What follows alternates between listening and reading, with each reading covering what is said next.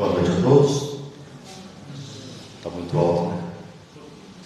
Bom, pessoal, caros amigas, caros amigos, e lembrando um pouco da fala de Divaldo, nosso querido amigo de ideal espírita, ao início da palestra dele, ele cumprimenta as pessoas de uma maneira assim bem carinhosa, né? Dizendo assim: senhoras, senhores, mas eu ainda não estou no nível do nosso amigo Divaldo. Porém, quem sabe um dia, né? Pelo menos assim, talvez na hora de cumprimentar eu possa me igualar a ele, né?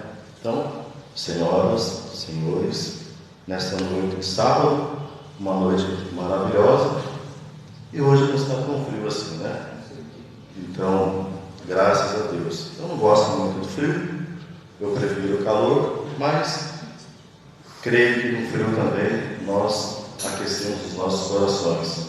E aqui conto com vocês nesta noite para aquecer os nossos corações, falando um pouco sobre a doutrina espírita. E antes de entrar propriamente dito no nosso tema, no tema do estudo desta noite, eu falarei um pouco sobre o Consolador prometido. Cristo, no Evangelho de João, ele diz a seguinte frase: eu rogarei ao Pai que envie outro Consolador.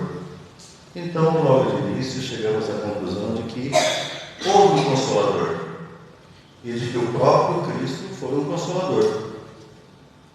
Mas se ele disse que ele enviaria outro Consolador, nós chegamos à conclusão de que esse outro Consolador, na verdade, não seria propriamente dito uma pessoa.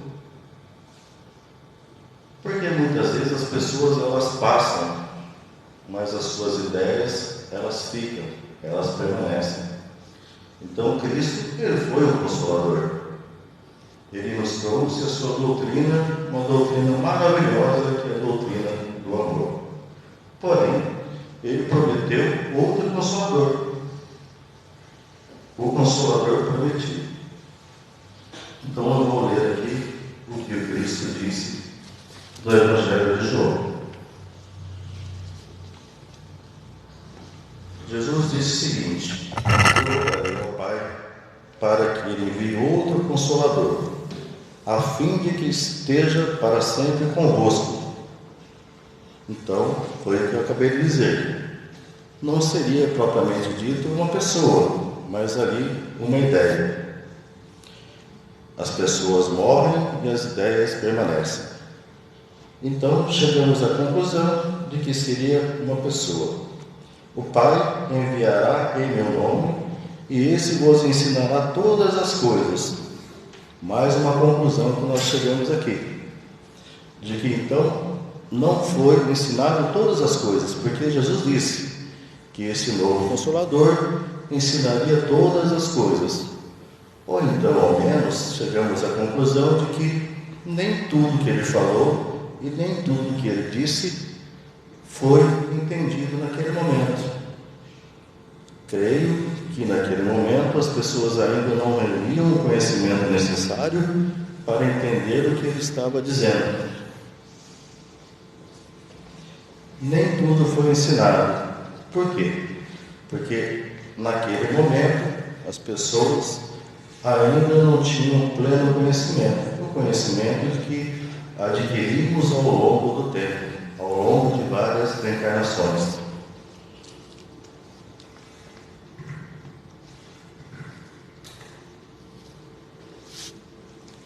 Nós espíritas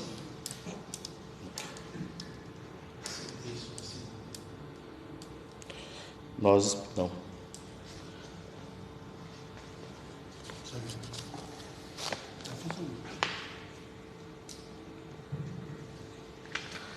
Então nós espíritas chegamos à conclusão de que o Consolador prometido seria o Espiritismo. E na verdade, gente, não é um orgulho, porque o Espiritismo é uma doutrina, e não é uma doutrina de um homem só. O Espiritismo é uma doutrina dos espíritos. Muitos acreditam que o espiritismo é o kardecismo. Na verdade, Allan Kardec, sim, foi um grande homem. Ele foi um educador, ele foi um homem da ciência, ele foi um discípulo de Pestalozzi. Esse homem, ele codificou a doutrina, ele catalogou todos os ensinos que os espíritos passaram, mas essa doutrina não é a doutrina de um homem só. Essa doutrina é a doutrina dos espíritos, daqueles nossos irmãos que aqui tiveram, que viveram suas experiências, e muito diferente do que muitos falam por aí, não é? Nós não vimos alguns irmãos falarem aqui, olha, ninguém que morreu voltou para nos falar. Voltou sim. Nós temos nossos irmãos que são médiuns, né? E a própria doutrina nos ensina que médium é todo aquele que tem um nível de sensibilidade. Muitos têm pouca sensibilidade, mas ainda existem alguns irmãos que têm uma sensibilidade maior. Uma sensibilidade a ponto de praticamente viver entre os dois mundos ao mesmo tempo. No mundo dos encarnados e no mundo dos desencarnados. Então, chegamos à conclusão de que, se nem tudo foi ensinado, essa doutrina bendita acaba por complementar aquilo que Jesus disse. Entraremos agora, então, no nosso tema principal da noite, que é o estudo que eu estou aqui para apresentar para vocês, sobre alguns mecanismos que a espiritualidade utiliza. Então, esse mecanismo é o da reparação de erros, mas também temos outros mecanismos, né? Nós temos o livre-arbítrio, e aqui, logo no início, eu apresento para vocês algumas imagens que nos faz refletir. Pregue o Evangelho em todo o tempo, se necessário, use palavras. Chegamos à conclusão de que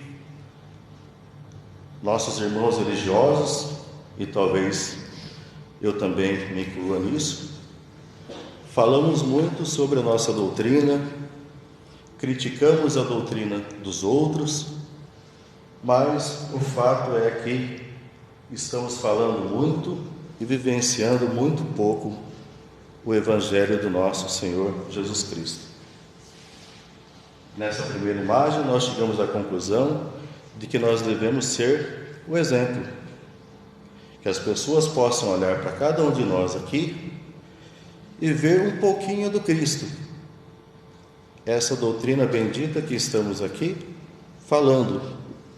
O Espiritismo seria o Evangelho redivivo, fazendo relembrar o que Cristo, a mensagem de Cristo, e talvez abrir um pouco mais a nossa mente com relação à nossa vida futura.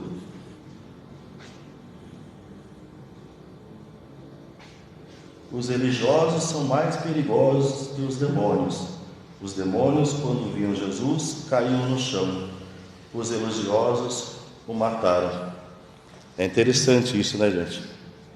Nos faz crer que muitas pessoas se dizem religiosos e, na verdade, não entenderam ainda as palavras do nosso Mestre. Não confunda espiritismo com espíritas. Espiritismo é maravilhoso, nós espíritas nem tanto. É engraçado, né? Eu lembro muito da minha esposa, quando em muitas situações eu desvio um pouco do caminho.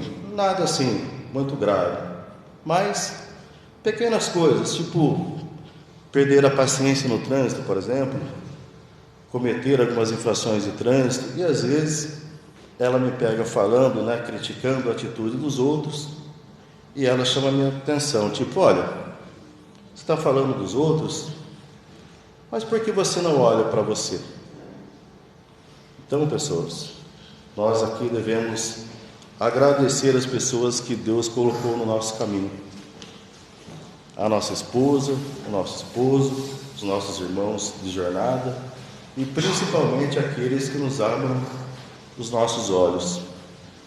Porque aquela pessoa que realmente gosta da gente é aquela que é capaz de apontar os nossos erros de uma maneira sutil, no momento necessário. Se você tem alguém do seu lado que concorda com tudo que você faz, eu sinto muito dizer, essa pessoa verdadeiramente não te ama. A pessoa que te ama é aquela capaz de mostrar os seus erros no momento certo e principalmente na medida certa.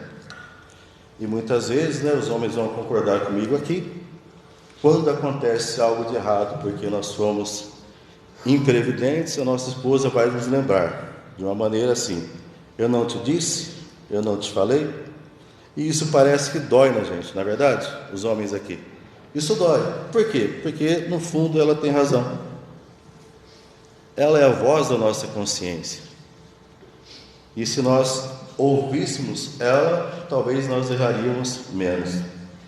Ainda bem que ela não está aqui para escutar isso, ela está lá dentro. Mas eu acho que ela vai assistir depois. Não importa a sua religião, se ela te torna um ser humano melhor. Pessoas dizem que a religião é apenas um rótulo e a religiosidade, o conteúdo que está dentro dela, e é isso que importa. A espiritualidade é o que importa. O rótulo, cada um tem um.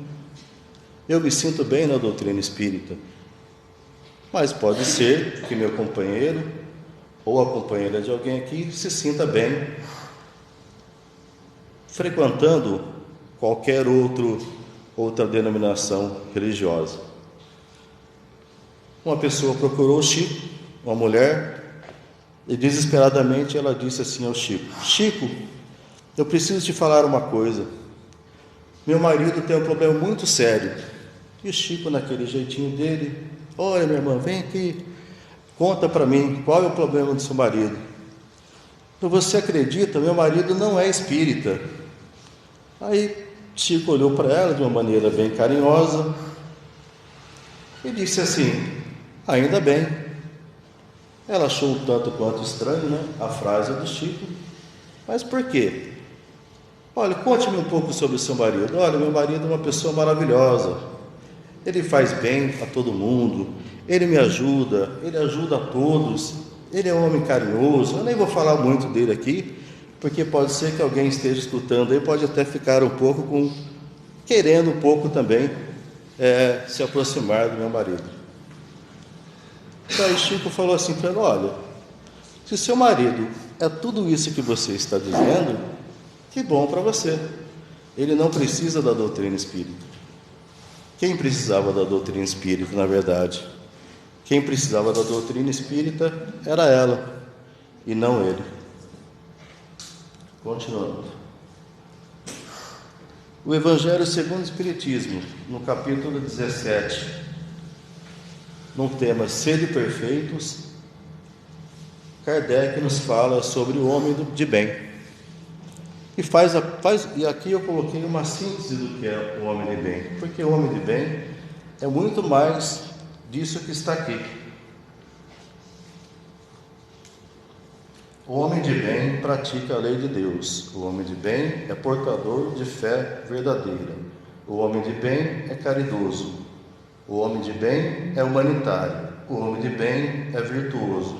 O homem de bem conhece a transitoriedade dos bens materiais.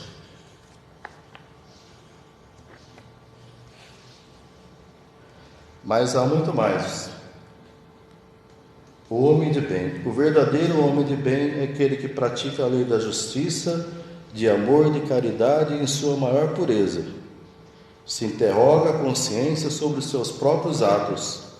Pergunta a si mesmo se não violou essa lei, se não fez o mal e se fez todo o bem que podia, se negligenciou voluntariamente uma ocasião de ser útil, se ninguém tem o que reclamar dele, enfim, se fez a outrem tudo o que quereria que se fizesse para com ele. Ainda é uma síntese do homem de bem, pois continua: tem fé em Deus, em sua bondade, tem fé no futuro, sabe que todas as vicissitudes da vida, todas as dores, todas as decepções são provas, expiações e as aceita sem murmurar. Quem de nós aqui atingiu essa evolução de passar por tudo sem murmurar, sem reclamar? Ainda temos muito que aprender. Santo Agostinho, no final de cada dia, ele fazia uma reflexão. Ele passava o seu dia inteiro na sua mente. Será que eu fiz todo o bem que eu poderia ter feito aos meus irmãos? Será que eu agi da melhor forma? Será que eu dei o meu melhor? Será que eu fui verdadeiramente um homem de bem? O homem de bem é diferente de ser uma pessoa que está bem. Uma pessoa que está bem, todos nós aqui queremos estar bem. Bem financeiramente, bem de saúde. Nós sabemos e conhecemos o que é bom, não é verdade? Mas quem de nós aqui realmente é um homem de bem? Para nós distinguirmos o bem do mal, nós devemos pensar da seguinte forma: será que eu quero somente o que é bom para mim? Eu quero o melhor emprego, o melhor automóvel, eu quero a melhor casa, eu quero que meu filho seja um bom homem, que ele seja estudioso, eu quero tudo para mim. Então devemos chegar à conclusão de que todas as vezes que eu quero o que é bem só para mim, na verdade, eu não estou sendo um homem de bem. Pois o verdadeiro homem de bem é aquele que quer tudo para si e também para os outros. Viver bem, todo mundo sabe o seu conceito. Mas querer o bem para todos, aí sim nós chegamos à conclusão de que essa pessoa é um verdadeiro homem de bem, ou pelo menos que está no caminho, né? Pois são muitas características do homem de bem.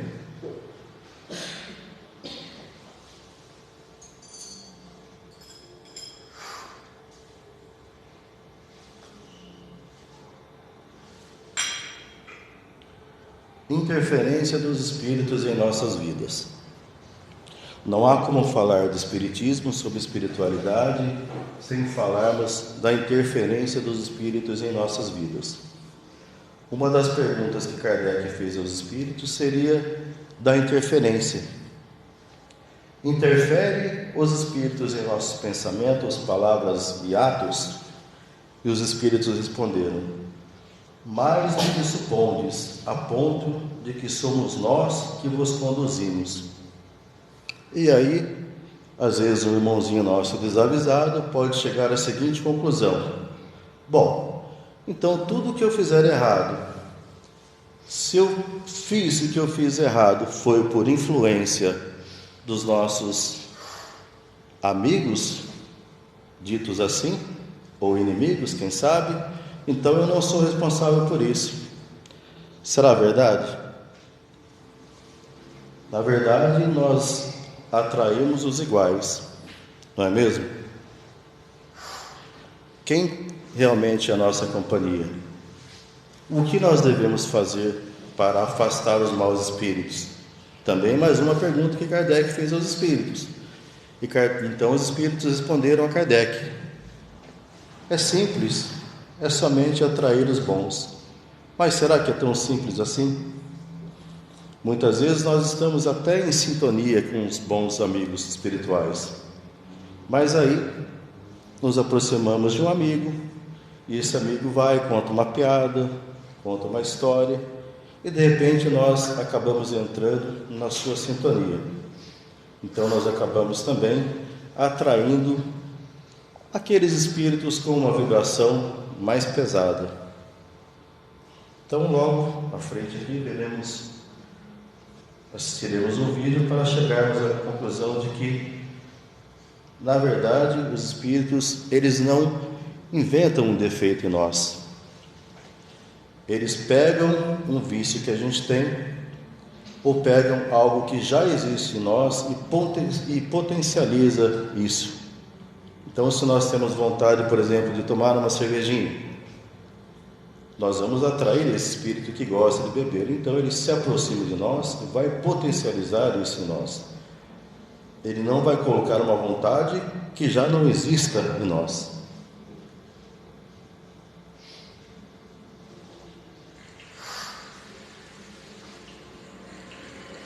Não estamos sozinhos.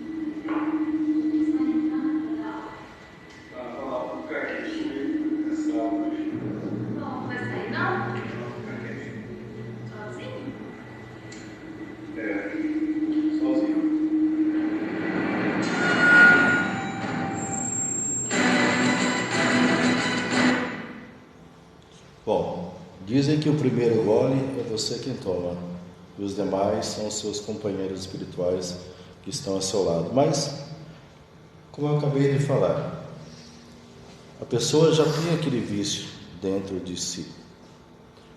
Os espíritos apenas potencializam essa vontade que já existe em cada um de nós.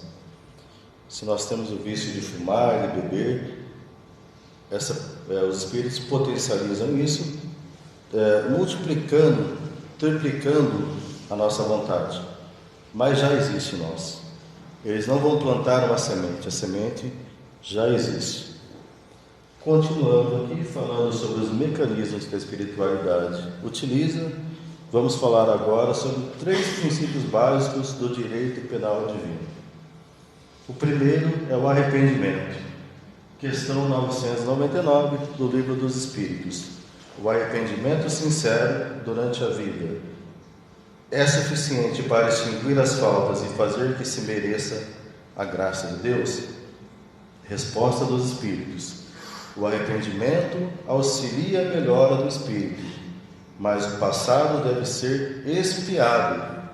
O cárcere do orgulho nos afasta do arrependimento. O arrependimento é o começo, é a tomada de consciência. Olha, e acredita, quem já se arrepende do que faz, já começou a dar seus primeiros passos. Tem muitas pessoas, tem muitos irmãozinhos nossos ainda que se comprazem no mal, que não sabem o que é o arrependimento. Mas tudo e todos evoluem. E chegará o tempo que até mesmo esse irmãozinho vai se arrepender. E só se arrepender basta? Não. Se arrepender ainda é só o início, é o despertamento. Expiação. Expiação é o processo de uma culpa em que o espírito é apresentado a um contexto, em que possa avançar moralmente por meio de uma experiência equivalente à que infligiu a outra no passado. Funciona basicamente assim. Se hoje eu arranquei a orelha de alguém, amanhã eu vou perder essa orelha. Se hoje eu feri o olho de alguém, amanhã, basicamente, eu também vou ter uma das vistas arrancadas. E aí nós pensamos, será mesmo que nós vivemos num mundo onde olho por olho e dente por dente? Se pensarmos de fato assim, nós seremos um planeta, nós seremos uma terra onde todos seremos banguelos e caolhos, não é verdade? Mas será que tem que ser desse jeito mesmo? Será? Na verdade, não deve ser assim, mas é a maneira pela qual cada um de nós compreende melhor, é nos colocando no lugar do outro. Porque dizem que bater é legal, muito bom, né? Nós não temos aí muitos esportes aí que uns agridem os outros. Nós temos um boxeador muito conhecido que ele batia em todo mundo, ele nocauteava, ele tinha uma explosão de força que ele nocauteava ali os seus adversários rapidamente. No dia que iria ser nocauteado, ele foi lá e mordeu a orelha do seu adversário. Lembram dele? Pois é, por quê? Quando você bate, você não sente nada, mas quando você se coloca no lugar do outro, aí sim você sente. E a vida faz isso conosco. Muitas vezes nos coloca no lugar do outro para que possamos então ter a consciência de que aquilo é errado. É a expiação. E aí? Nós já nos arrependemos, nós expiamos e acabou? Acaba por aí? Somente isso basta? Ainda não. Temos agora outro mecanismo, que é a reparação. Anular o mal que fizemos através do bem que podemos fazer. Fazer o bem a quem fizemos o mal. E se não for possível, devemos fazer o bem a quaisquer outras pessoas que cruzarem o nosso caminho. Reconcilia-se com seu adversário enquanto ainda caminha com ele. Lembro aqui de uma história do nosso lar, a história de Silas. Silas era um trabalhador abnegado da colônia Nosso Lar. E já fazia vários anos, décadas, muitos anos mesmo que ele estava lá. Mas ainda ele tinha uma dívida a pagar. Ele não conseguia evoluir, ele não conseguia sair dali, porque ele tinha uma dívida ainda a pagar. E estava sendo muito difícil reunir as condições para que ele então reparasse o seu erro. Silas, no passado, ele era muito materialista. Então o seu pai havia se casado novamente com uma jovem moça. E essa jovem moça era uma moça mais nova até do que o próprio Silas. Temendo por ficar sem a sua herança, pois seu pai ficou muito doente, Silas então arquitetou um plano. Chamou seu amigo, que era um amigo muito formoso, muito bonito, e com ele combinou de fazer com que a sua atual madrasta se rendesse aos encantos de seu amigo.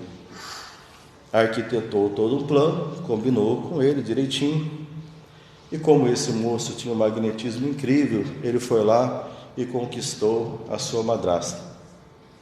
Daí então, o Silas foi, levou seu pai até o local de encontro, onde seu amigo estava com sua madrasta, e o seu pai então a viu lá, em beijos e carícias. Naquele momento, seu pai ficou muito triste, ficou muito abalado, mas não fez nada, fez de conta que nada tinha visto. Porém, num determinado momento,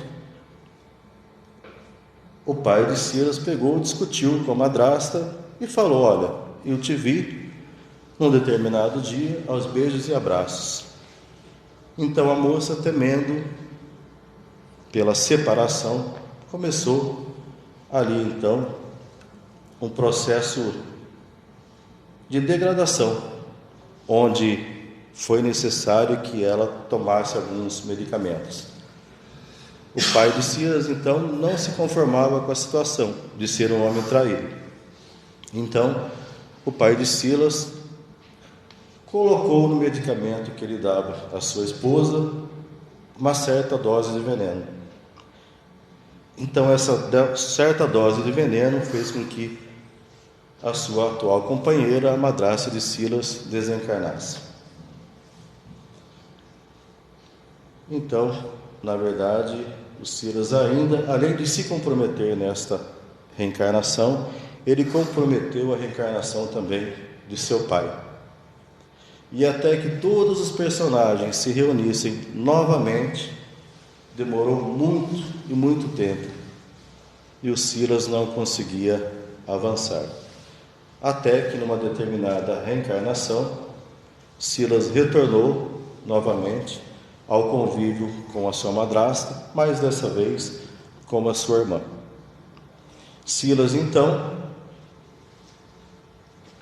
com a profissão de médico, teve que cuidar da sua atual irmã, antiga madrasta, que veio com sérios problemas de saúde. Então Silas, para reparar o seu erro, ele viveu a sua vida praticamente como enfermeiro da sua irmã, antiga madrasta, reparando então o seu erro.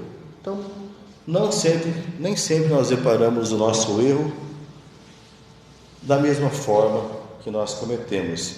Nós podemos reparar nossos erros pelo amor, mas infelizmente ainda reparamos, a maioria de nós repara o erro pela dor. Mais um mecanismo da espiritualidade, a equidade.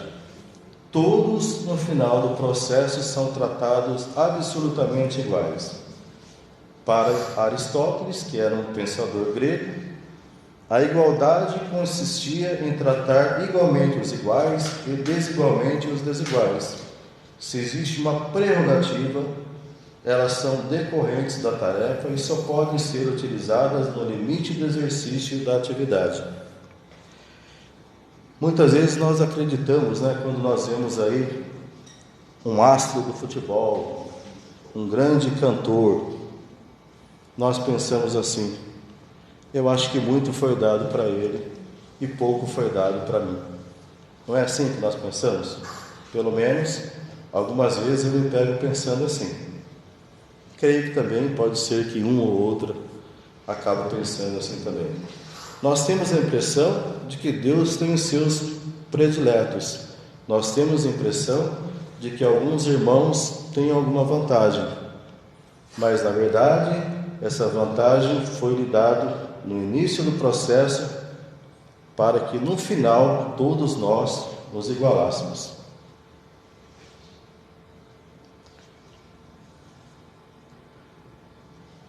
Quando a escravidão faz parte dos costumes de um povo, essa é mais uma pergunta de Kardec, que Kardec fez aos espíritos.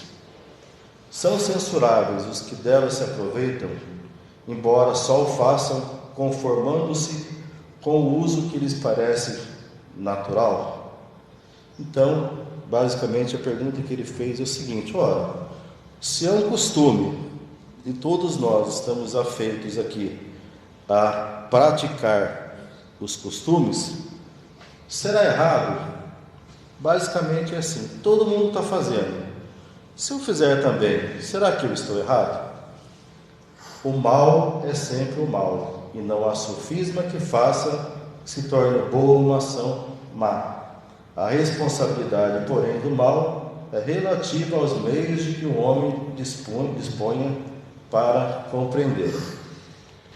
Bom, quando ele diz aqui que a responsabilidade é relativa aos meios que o homem dispõe para compreendê-las, imaginemos a seguinte situação. Ao sairmos daqui, vamos até o nosso carro e chegar lá, nosso carro está totalmente danificado. E ao lado do nosso carro nós vemos um irmãozinho que tem um problema mental, com uma pedra na mão. Ele fez errado? Certamente que ele fez errado. Mas ele vai ser punido? De alguma forma ele vai ser punido. Mas ele vai ser punido de acordo com a sua atual situação. Esse nosso irmãozinho, ele fez isso, mas ele não tem a sua plena consciência do que ele está fazendo. Ele fez, muitas vezes por fazer, muitas vezes até por influência desses nossos irmãos, que nós vimos agora há pouco, desses nossos irmãos menos felizes. Mas então, ele vai ser penalizado, mas de acordo com a sua consciência.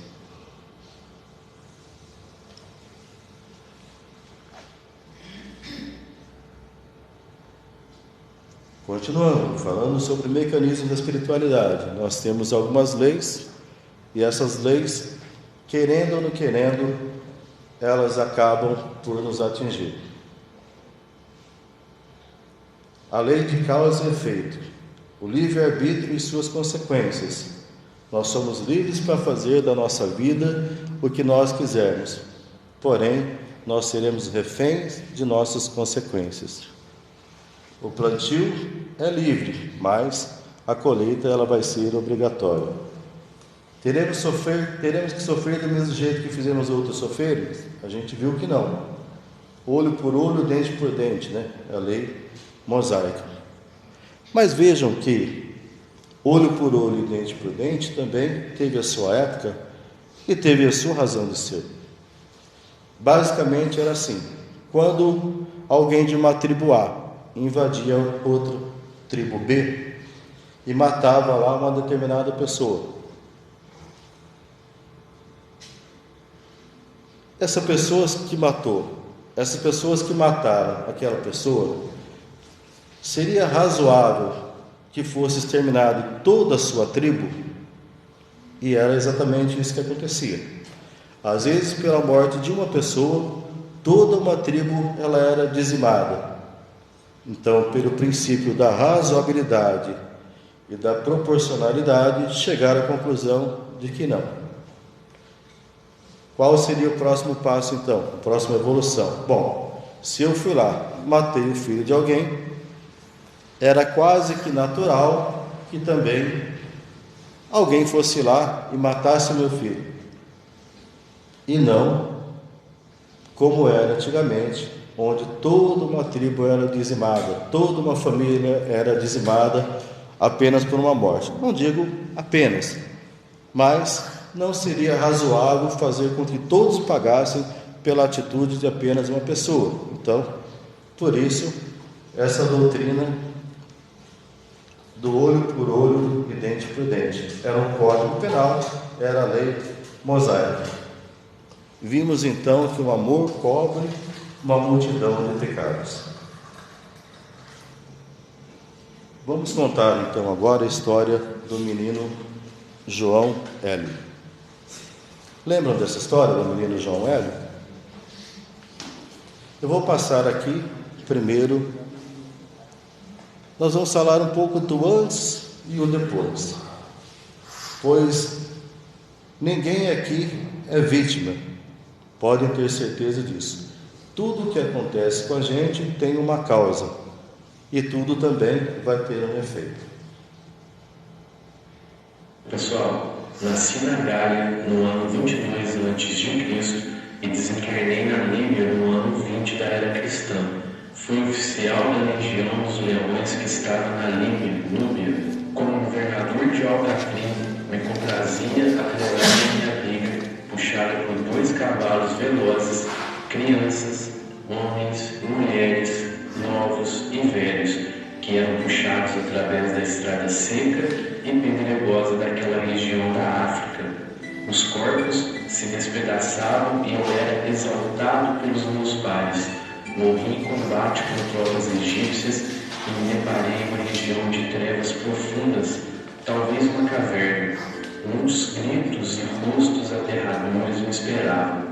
Fui levado a um estado de total imunidade por 1500 anos, quando os servos de Maria me resgataram. Sendo levado a outro plano, fui aos poucos tendo meu espírito reajustado, minha mente normalizada e meus pensamentos corrigidos, e compreendi os horrores que cometi. Que tristeza, Deus! Por 300 anos, permaneci em preparo para a reencarnação e pedi a graça de receber para desencarne o mesmo destino dado por mim aos outros. No ano do Senhor de 2001, após busca incessante por quem me recebesse como filho, um casal idealizado por mim aceitou.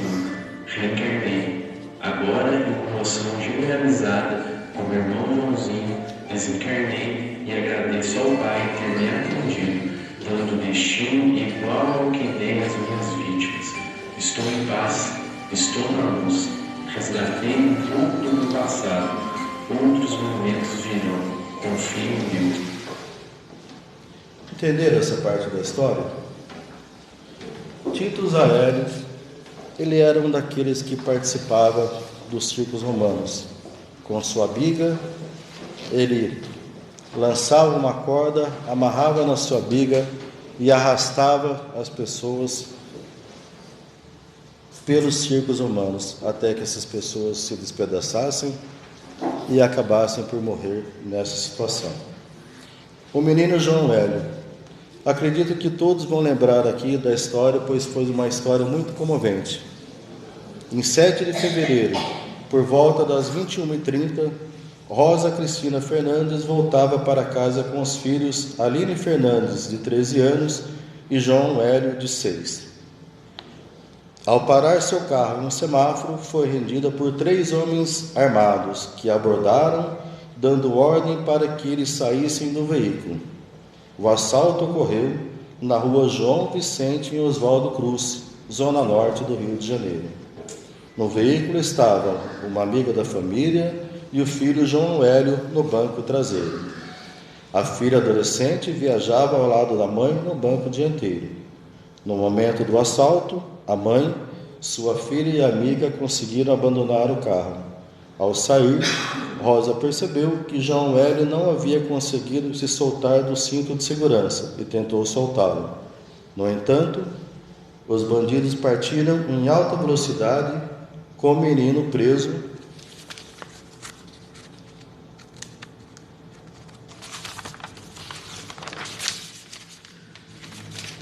pela barriga ao cinto de segurança. João Hélio foi arrastado pelo lado de fora do veículo por 7 quilômetros, passando pelos bairros de Oswaldo Cruz, Madureira, Campinho e Cascadura. Vejam, foi a escolha que esse espírito fez para reparar o seu erro. Ele colocou-se no lugar daqueles que ele havia prejudicado. Então foi uma escolha própria. A semeadura é livre, mas a colheita é obrigatória. Deus não interfere no livre-arbítrio dos homens. O sofrimento no plano espiritual é intenso para quem comete atrocidades. Lembram do Vale dos Suicidas? No livro de Ivone Pereira, que fala sobre o Vale dos Suicidas, as pessoas que se matavam iriam parar nesse vale, e a todo momento eles viam o dia da sua morte. Aquele que foi atirado na linha do trem, ele via seu corpo despedaçado a todo momento. Então, no plano espiritual, principalmente no umbral, o sofrimento é muito grande. Ao ser recolhido deste local, esse espírito ele firmou um compromisso com ele mesmo e com aqueles que ele prejudicou. Ele se colocaria no lugar desses espíritos, se colocando nessa situação para então expiar o seu erro. O amor dos espíritos tiranizados recebendo como filho. Olha que maravilha, né? Os espíritos que foram tiranizados por ele o receberam como filho. É uma situação difícil, né? Imagine você que foi agredido por alguém, receber essa pessoa no seu lar, para então dar-lhe amor, carinho, educação.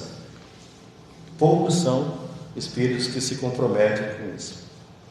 A espiritualidade não programou o assalto e nem suas consequências. Ninguém reencarna para fazer o mal, mas o mal surge da perversidade do coração do homem. Por quê? Nós podemos aí ter a impressão de que tudo está combinado, e na verdade não está. Mas, seguindo aí o mecanismo da espiritualidade que a gente falou um pouco hoje, tem o livre-arbítrio.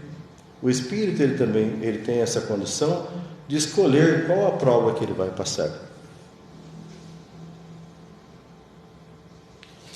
Por que Deus não evita certos acontecimentos trágicos? Estamos em um planeta de provas e expiações, guerras, assassinatos, fome, corrupção, eventos climáticos, genocídios, resgates coletivos. Temos aí vários exemplos, né? Edifício Joelma, Brumadinho, Boate Kiss.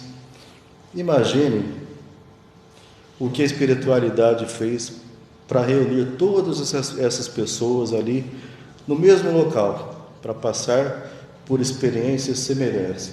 Imagine, pense nisso.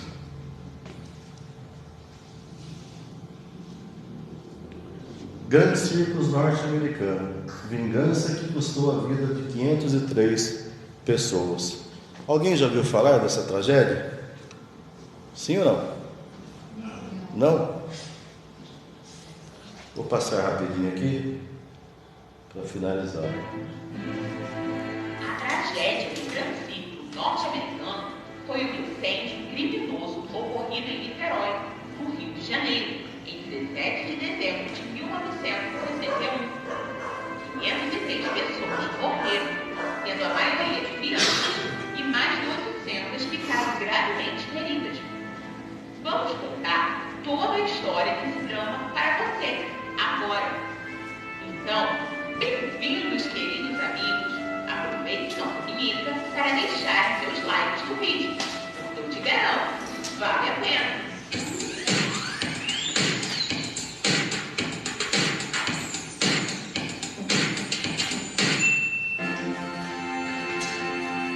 O Grande Circo norte-americano estreou em Niterói em 15 de dezembro de 1961. Os anúncios diziam que era o maior e mais completo circo da América Latina. Tinha cerca de 60 artistas, 200 empregados e 150 animais. O dono do circo, Danilo Stefanovic, havia comprado uma lona nova que pesava cerca de 6 toneladas e exigia tempo e muita mão de obra. Foram contratados cerca de 50 homens da cidade para a montagem. Um dos contratados era Dilson Marcelino Alves e trabalhou apenas 2 dias e foi dispensado. O homem ficou inconformado e passou a montar as imediações do circo. Foi muito sucesso. Na estreia, 15 de dezembro de 1961, o circo estava tão cheio que foi preciso suspender a venda de ingressos. Muitas pessoas aceitaram, inclusive, assistir ao espetáculo de pé. Dia 17 de dezembro, às 13h45 da tarde, com 3.000 pessoas na plateia, a trapezista percebeu um foco de incêndio. Não houve tempo para absolutamente nada. Em pouco mais de 5 minutos, o circo foi completamente devorado pelas chamas. A lona incendiou-se cuidadosamente. Seus pedaços começaram a cair sobre as pessoas e se empurraram em desespero até que algumas delas não pudessem mais respirar. A elefante do tempo conseguiu escapar e atropelou dezenas de crianças e adultos que morreram na hora. Ironicamente, a fuga da elefante foi o que acabou por salvar a imensa maioria. Durante o desespero, o animal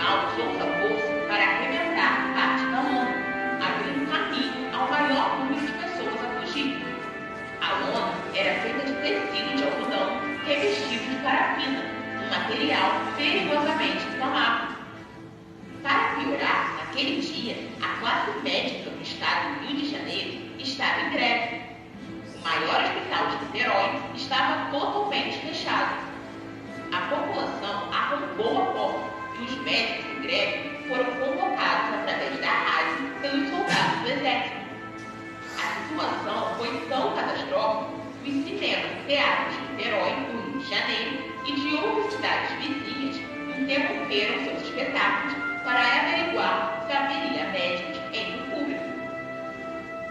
Padres também foram convocados de emergência para darem a extrema-unção às vítimas, que já se sabia que não tinha qualquer chance de sobreviver.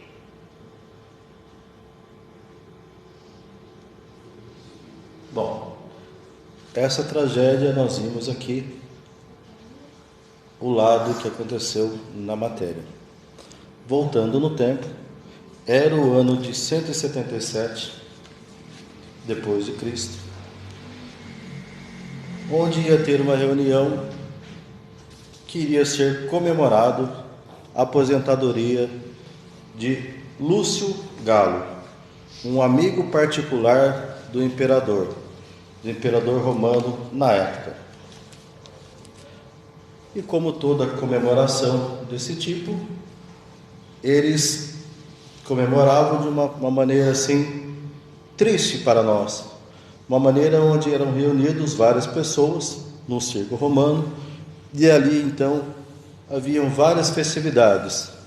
Seriam gladiadores se degladiando, um tirando a vida do outro, mas neste momento especial, como era um evento especial, eles resolveram inovar, pois era uma pessoa que era muito amiga do imperador. Reuniram então várias pessoas e cada um ali começou a dar uma ideia. Olha, nós devemos fazer algo diferente dessa vez, para agradar o nosso imperador. O imperador da época era Marco Aurélio. Então eles já estavam acostumados a jogar as pessoas aos leões nessas festividades. Porém, alguém da plateia ali teve uma belíssima ideia. Olha, vamos fazer um pouco diferente para homenagear aqui o nosso amigo. Vamos fazer o seguinte, vamos pegar aqueles cavalos velhos, vamos atear fogo nesses cavalos velhos, então colocá-los na arena junto com os cristãos. E também esses cristãos também serão ateado fogo neles. E para fazer com que a história seja mais interessante ainda, nós pegaremos, em sua grande maioria, mulheres e crianças. E assim ficou decidido que seriam as festividades dessa maneira.